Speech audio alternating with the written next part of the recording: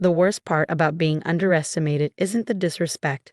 It's watching people congratulate themselves for being so much smarter than you.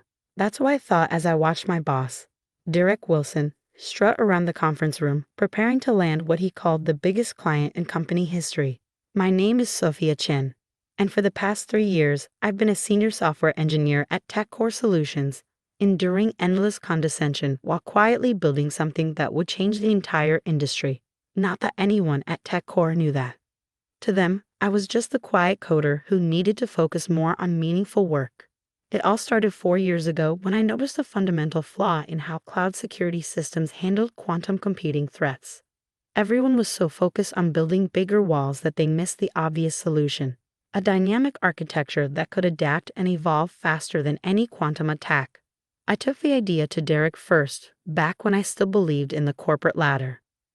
Quantum computing threats? He'd scoffed, barely looking up from his phone. That's decades away from being relevant, Sophia. Focus on the projects that actually make us money. So I did, during office hours, but every night, every weekend, every vacation day, I worked on my solution. I called it Quantum Shield, and it became my obsession. I sold my condo, moved into a tiny apartment, and invested everything I had into development. My sister Maya thought I was crazy. "You're working 2 full-time jobs and living like a college student," she'd say during our weekly calls. "At least tell me what you're building." But I couldn't. The technology was too valuable, too revolutionary. Instead of seeking investors or partners, I kept everything under wraps, operating through a maze of shell companies and anonymous entities. The only person who knew the truth was my lawyer, James Wong, who helped me patent and protect everything. "This is unprecedented," he'd said, reviewing the final documentation. "You've basically solved the quantum security crisis before most people even realize it exists." I launched Quantum Shield quietly through a company called Nova Quantum Solutions. No publicity, no marketing, just discreet meetings with major tech firms who quickly recognized its potential. Within 6 months, we had contracts with 3 of the largest cloud providers in Asia. Within a year, European banks were lining up. All while I kept showing up at TechCore, enduring Derek's endless criticism and mentoring. "You need to be more aggressive, Sophia," he'd say in my performance reviews. "More innovative. Where's your leadership potential?" I sat through countless meetings watching him take credit for my ideas, promote less qualified men over me, and dismiss my suggestions about modernizing our security infrastructure. "When you've been in this industry as long as I have," he'd say, "you'll understand how things really work." The irony was almost worth the humiliation. Almost. Everything changed last month when Derek called an all-hands meeting to announce TechCore's biggest opportunity yet. "We've been chosen to implement security infrastructure for Global Tech's new quantum computing initiative," he'd announced proudly. "This is a $100 million contract, people. This will put us on the map." My heart stopped. Global Tech was one of the world's leading quantum computing companies. They were also in final negotiations to license Quantum Shield technology. In fact, I had a meeting with their CTO scheduled for next week. As the CEO of Nova Quantum Solutions, Derek continued, oblivious to my internal panic. "This is why we need to focus on real innovations, not pet projects." He looked directly at me. "Some of you waste time on theoretical threats instead of practical solutions. That ends now. Everyone needs to be focused on preparing for the Global Tech contract." After the meeting, he cornered me in my cubicle. "I need you to cancel your vacation next week. The Global Tech team is coming for preliminary discussions, and despite your limitations, you're still our best coder." "I can't," I said. "It's already booked. Family emergency." This is exactly what I'm talking about, Sophia. No leadership potential. No commitment to success. You're barely keeping up with your current projects because you waste so much time on your little research ideas. I thought about the string of promotions I've been passed over for, the countless times he dismissed my suggestions, the years of watching him promote his golf buddies while telling me I wasn't ready for advancement. "You know what?" he sneered. "Take your vacation. Maybe while you're gone, I'll find someone with real potential to replace you." That night, as I reviewed the final paperwork for the Global Tech deal, I made a decision. It was time for Nova Quantum Solutions to go public, and I knew exactly where to make the announcement. I called James.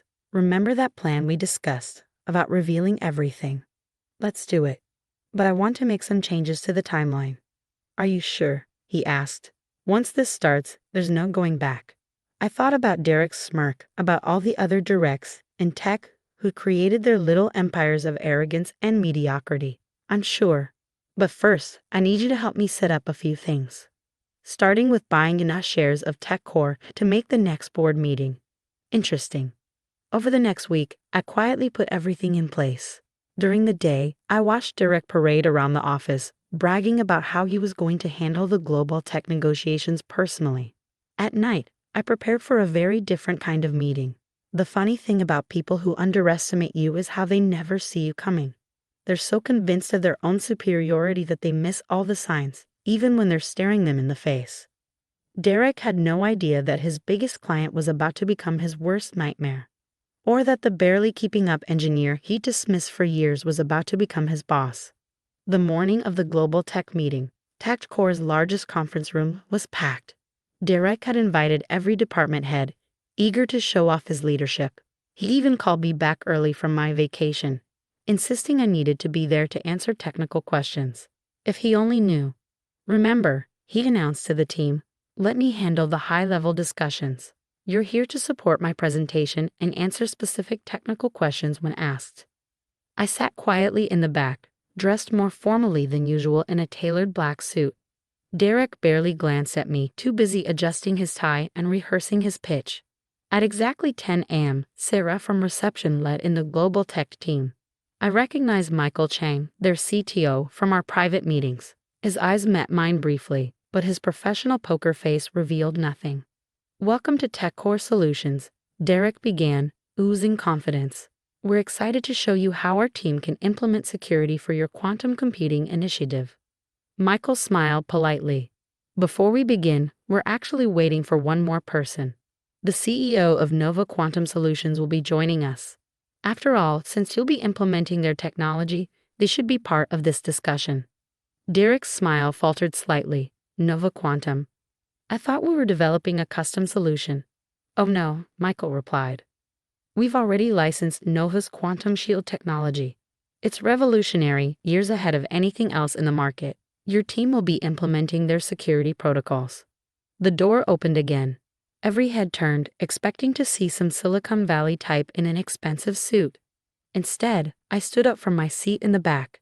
Sorry for the confusion, I said calmly. I'm already here. The silence was absolute. Derek's face went through a fascinating series of expressions. Confusion, disbelief, dawning horror.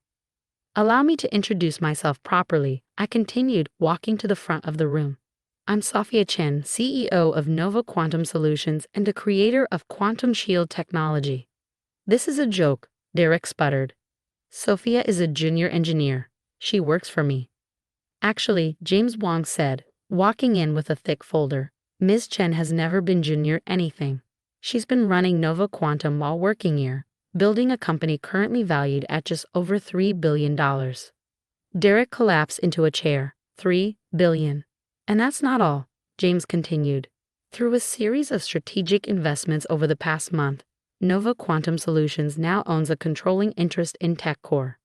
The board approved the acquisition this morning. I could practically hear Derek's world crashing down around him. The engineer he'd dismissed for years, whose ideas he'd stolen, whose potential he'd denied, was now effectively his boss. This is impossible, he whispered. No, Derek, I replied. This is what happens when you underestimate people. When you dismiss innovation because it doesn't fit your narrow vision. When you mistake quietness for weakness. Michael Chang cleared his throat. Perhaps we should focus on the technology integration. Ms. Chen, would you like to walk us through how Quantum Shield will work with our quantum computing systems? For the next 2 hours, I laid out the technical specifications that would revolutionize quantum security. The TechCore team listened in stunned silence as I explained concepts they'd never imagined, solutions to problems they didn't even know existed. Derek sat there, growing smaller by the minute, as his team realized just how much he'd held them back. After the global tech team left, I called an emergency company meeting. The entire staff crowded into the main hall, buzzing with questions and speculation. Changes are coming to TechCore, I announced. First, we're doubling our R&D budget.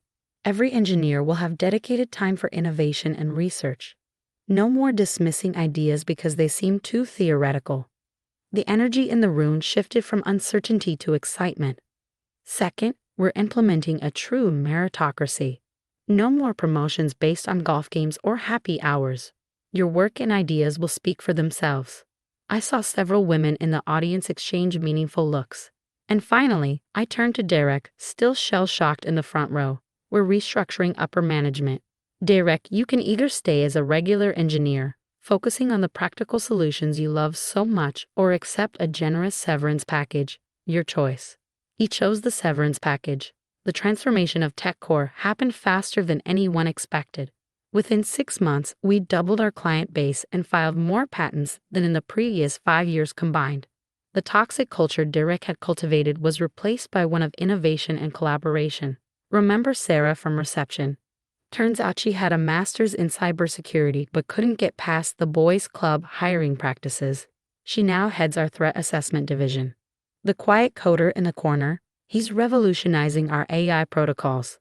Every day, I discover talent that was just waiting for a chance to shine. Last week, I found a young engineer working late on what she called a silly idea about quantum encryption. I sat with her for 2 hours, asking questions, offering suggestions.